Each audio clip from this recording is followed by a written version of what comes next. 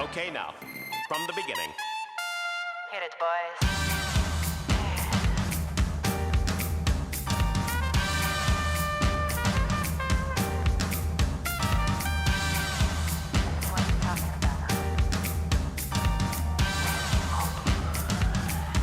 Well, maybe I will talk to the animation just because hopefully we'll get to see it later on.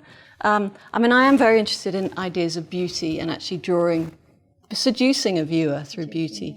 So the animation I used, actually it showed at Rosalind's last year.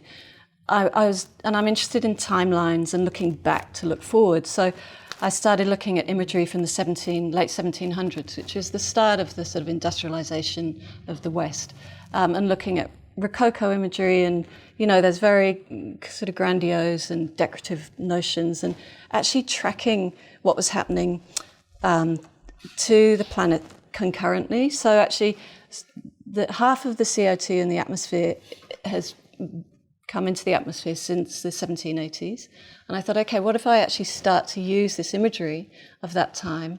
And actually, I collected pollutants from.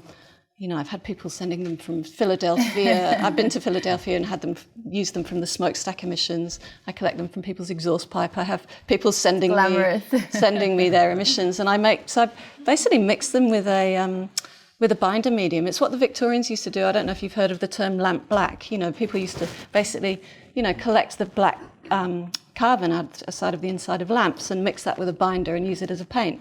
That's exactly what I'm doing. I'm just using carbon emissions as a sort of recycling an industrial waste product and turning it into a paint.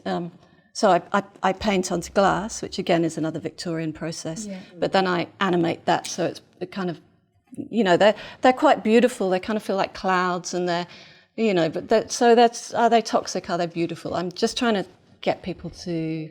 Well, I suppose for myself as well, again, it's, just thinking through systems of landscape. And for me, representation of landscape is political. Landscape is politics.